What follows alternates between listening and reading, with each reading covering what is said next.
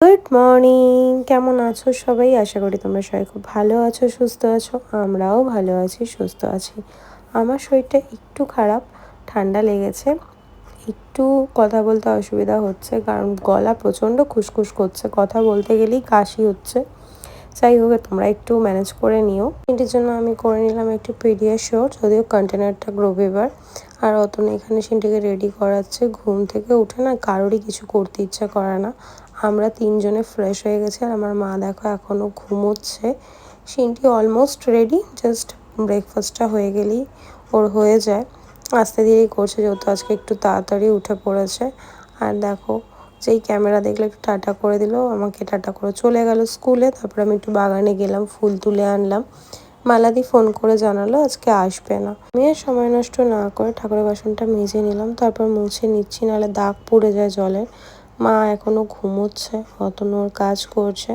আমি ভাবলাম কাজগুলো করে নিই, তাহলে আমারই একটু সুবিধা হবে, তাড়াতাড়ি কাজ হয়ে যাবে। তারপর মাকে ডেকে দিলাম, মা উঠে দেখো ফ্রেশ হয়ে গেছে। আর উঠেই কাজ শুরু করে দিয়েছে। জানলার কিছু জামাকাপড় এখনও ভেজা, আর যেই জামাকাপড়গুলো শুকিয়েছে সেগুলো ভাঁজ করে দিচ্ছে। অতনু নিয়ে আসলো চা, তারপর একটু তিনজনের জন্য চা নিয়ে আসলাম। আর মা চা খেলো, খালি মুখে যাবে, মাকে বললাম একটু চা খেয়ে যাও। তারপর বিস্কিট বললাম খেতে, খেলো না। তারপর ব্যাগপত্র নিয়ে মা চলে গেল। মা বাড়ি যাবে, গিয়ে রান্না করে পাঠাবে, তারপরেই আমাদের খাওয়া হবে দুপুরে। আর এই যে ব্যাগের মধ্যে সব রয়েছে সিনটির জামা কাপড় আর টিফিন বক্স, যেগুলো মা কেচে দেবে আর যেগুলোতে মা খাবার পাঠাবে। তারপর মা এখানে কী বলছিল খেয়াল নেই, টাটা করে চলে গেল। তারপর ক্যামেরা অন করিনি, ঘরের কিছু কাজ ছিল সেগুলো কমপ্লিট করে ঘরটার মুছে স্নান করে ফ্রেশ হয়ে নিয়েছি। আর এখানে দেখো ঠাকুরের বাসন তো আগেই ধুয়ে নিয়েছি, এবার পুজো দেবো ভেবেছিলাম। তারপর শরীরটা এত খারাপ লাগছিল, মনে হচ্ছিলো একটু শুয়ে থাকলে ভালো লাগবে।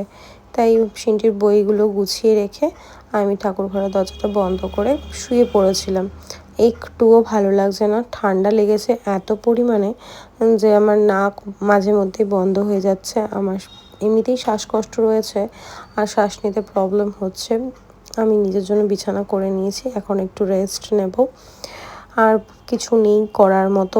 তারপর অতনু আসলো লাঞ্চ নিয়ে, ঘন্টুর জন্য চিকেন, আমাদের জন্য আজকে মা চিকেন করে পাঠিয়েছে। আর অতনুর জন্য দিয়েছে পেঁপে সেদ্ধ, তারপর দিয়েছে টক ডাল, আলু ভাজা, সিনটির বায়না ছিল, কাঁকরোল ভাজা, অনেক কিছু করে দিয়েছে। তারপর শুয়ে শুয়ে দেখছিলাম টিভি, শরীরটা ভালো নেই, ওই জন্য কিচ্ছু ভালো লাগছিল না। তারপর সিনটি ভিডিও করেছে, দেখো আমি টিভি দেখছিলাম। তারপর নিয়ে আসলো ফ্রিজ থেকে একটা পপকর্ন, কুরকুরের এই পপকর্নটা না আমার ভীষণ ভালো লাগে। নিজের জন্য একটা ডেয়ারি মিল্ক, সেটাই আমরা দুজন মিলে খেলাম। টিভি দেখতে দেখতে সিনটি ঘুমিয়ে পড়েছে। আমার এডিটের কিছু কাজ আছে, ঘরেরও কিছু কাজ আছে, তাই ভাবলাম চোখে মুখে একটু জল দিই, ফ্রেশ হই, তাহলে হয়তো শরীরটা একটু ভালো লাগবে। তারপর দেখো ফ্রেশ হয়ে গেছি, এডিটের কাজ কমপ্লিট। তাই ভাবছিলাম বসে বসে সিনটি ঘুমোচ্ছে, টিভি দেখতেও ভালো লাগছে না। তাই এই উল্টোপাল্টা ভাবনা চিন্তা মাথায় আসে, যেমন ধরো মানুষ আমাকে দেখে কত কিছু করে, আমার সত্যি কিচ্ছু যায় আসে না, কত কিছু বলে। আমার একটাই কথা মনে হয় এখন, আমার সঙ্গে যার মনে হবে মেশো, যার না মনে হবে মিশো না। যার আমাকে ভালো না লাগে আমার থেকে 10 হাত দূরে না 100 হাত দূরে থাকো। আর সত্যি কথা বলতে বিশ্বাস করো, এখন না মানুষের সঙ্গে মিশতেও ভালো লাগে না, এত রূপ বদল করে। আর মানুষকে তেল দিয়ে চলতে আমি কোনো দিন পারিনি, আর সত্যিই পারবো না। যাদের মনে হবে আমি ভালো না, আমি ভালো না হয়েই থাকতে চাই। শরীরটা ভালো নেই, তাই নিজে একটু সাজুগুজু করেছি, টিপ পরেছি। আর পকোড়াগুলো দেখো অনেকটা কমে গেছে। তোমরাও ভালো থেকো, সুস্থ থেকো। আজকের মতো টাটা।